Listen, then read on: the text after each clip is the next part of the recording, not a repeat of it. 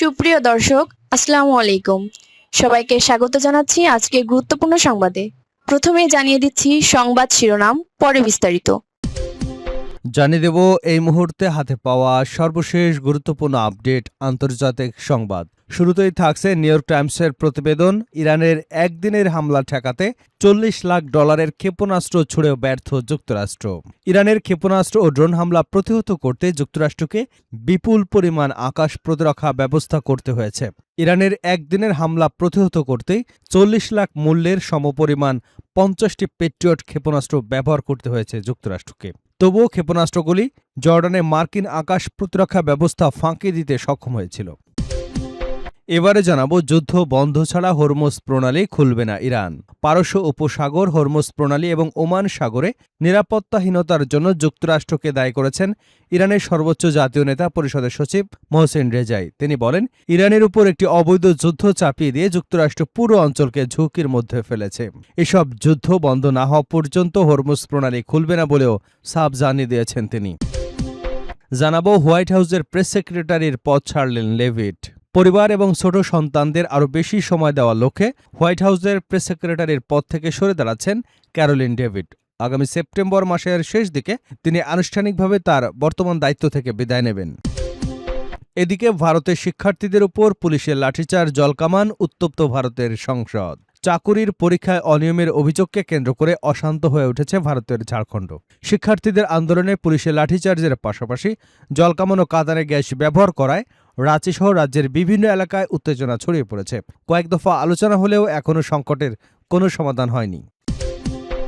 এবারে থাকছে, পারস্য উপসাগরে যুক্তরাষ্ট্রের একটি যুদ্ধজাহাজও নেই জানালো ইরান। পারস্য উপসাগরে মার্কিন সামরিক উপস্থিতির চরম পতন ঘটেছে বলে দাবি করেছেন ইরানের ইসলামিক রেভলিউশনারি গার্ড কোরের মুখপাত্র কমান্ডার মোহেব্বি। তিনি বলেছেন, ইরান যুক্তরাষ্ট্রের সর্বশেষ যুদ্ধের পূর্বে এই অঞ্চলে প্রায় 30 থেকে 40টি মার্কিন যুদ্ধজাহাজ অবস্থান করলেও বর্তমানে পারস্য উপসাগরে কোনো আমেরিকান যুদ্ধজাহাজ নেই।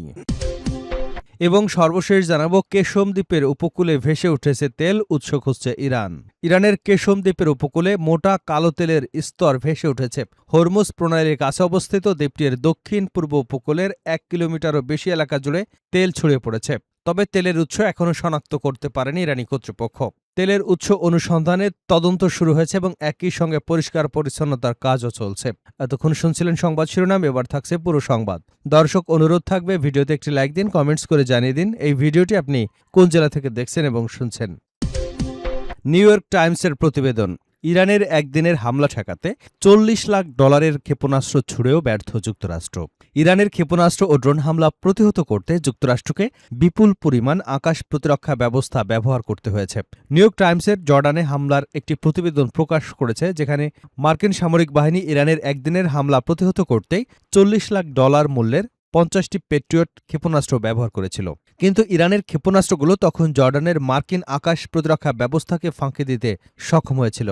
ইরানিয়ান ব্রডকাস্টিং কর্পোরেশনের বরাতে বলা হয়েছে, ইরানের সাম্প্রতিক হামলা এবং মার্কিন ইন্টারসেপ্টর ক্ষেপণাস্ত্রের মজুদ দ্রুত কমে যাওয়ার বিষয়ে একটি প্রতিবেদনে এসব তথ্য প্রকাশ করেছে নিউ ইয়র্ক টাইমস। প্রতিবেদন অনুযায়ী 5 দিনের মধ্যে জর্ডানে থাকা মার্কিন বাহিনীর 3টি ঘাঁটিতে ব্যাপক হামলা চালায় ইরান। একের পর এক ড্রোন এবং ক্ষেপণাস্ত্র নিক্ষেপ করে মার্কিন আকাশ প্রতিরক্ষা ব্যবস্থার উপর ব্যাপক চাপ সৃষ্টি করা হয়। ইরান এমন কিছু উন্নত ক্ষেপণাস্ত্র ব্যবহার করেছে যেগুলো মাঝ আকাশে হঠাৎ গতিপথ পরিবর্তন করতে সক্ষম। ফলে এসব হামলা প্রতিহত করতে মার্কিন বাহিনীকে বিপুল সংখ্যক প্যাট্রিয়ট ইন্টারসেপ্টর ক্ষেপণাস্ত্র ব্যবহার করতে হয়েছে।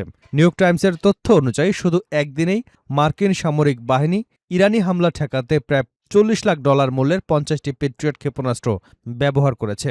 প্রতিবেদনে আরও বলা হয়েছে, হামলার 5ম দিন 17 জুলাই একটি ইরানি ক্ষেপণাস্ত্র মার্কিন প্রতিরক্ষা ব্যবস্থা ভেদ করে একটি মার্কিন ঘাঁটিতে আঘাত হানে।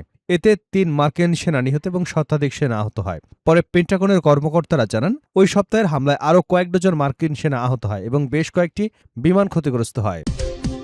যুদ্ধ বন্ধ ছাড়া হরমুজ প্রণালী খুলবে না ইরান। পারস্য উপসাগর, হরমুজ প্রণালী এবং ওমান সাগরের নিরাপত্তাহীনতার জন্য যুক্তরাষ্ট্রকে দায়ী করেছেন ইরানের সর্বোচ্চ জাতীয় নিরাপত্তা পরিষদের সচিব মোহসেন রেজাই। তিনি বলেন, ইরানের উপর একটি অবৈধ যুদ্ধ চাপিয়ে যুক্তরাষ্ট্র পুরো অঞ্চলকে ঝুঁকির মধ্যে ফেলেছে। এ সময় যুদ্ধ বন্ধ না হওয়া পর্যন্ত হরমুজ প্রণালী খুলবে না বলে সাফ জানিয়ে দেন তিনি। তেহরানে চীনের রাষ্ট্রদূত জেংপিওর সঙ্গে বৈঠককালে এসব কথা বলেন রেজাই। তিনি বলেন, কয়েক দশক ধরে ইরান এবং চীনের মধ্যে গঠনমূলক এবং স্থিতিশীল সম্পর্ক রয়েছে।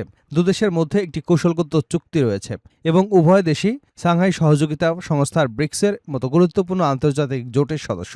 তার মতে ভবিষ্যতে দ্বিপক্ষীয় সম্পর্ক আরও বিস্তারের জন্য একটি বড় সুযোগ।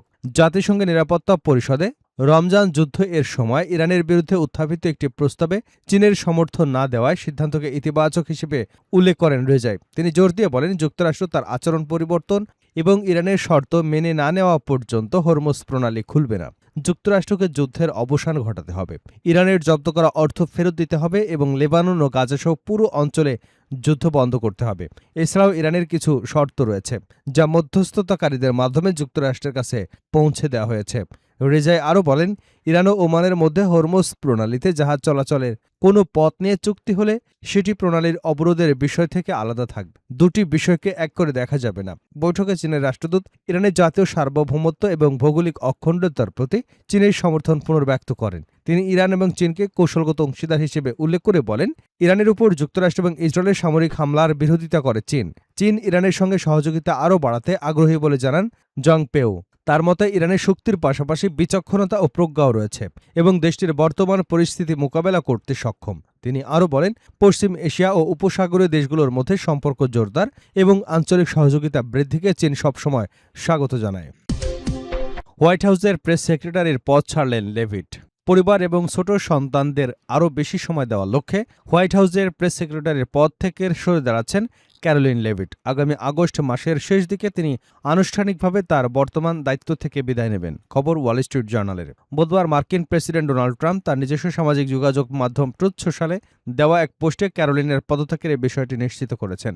গত মে মাসে ভিভিয়ানা নামে দ্বিতীয় কন্যা সন্তানের মা হন ২৭ বছরী ক্যারোলিন লেভিট। মাতৃত্বকালীন ছুটি শেষে গত জুলাইয়ের মাঝামাঝি সময় তিনি হোয়াইট হাউসের কাজে ফিরেছিলেন। কিন্তু সম্প্রতি এক বিবৃতিতে তিনি জানান, হোয়াইট হাউসের প্রেস সেক্রেটারির মতো একটি গুরুত্বপূর্ণ এবং ব্যস্ত পদে কাজ করার কারণে তিনি তার দুই ছোট সন্তানকে তাদের প্রাপ্য সময়টুকু দিতে পারছেন না। মূলত সন্তানদের প্রতি এই মাতৃসুলভ দায়িত্ববোধ থেকেই তিনি এমন কঠিন সিদ্ধান্ত নিয়েছেন বলে জানা গেছে।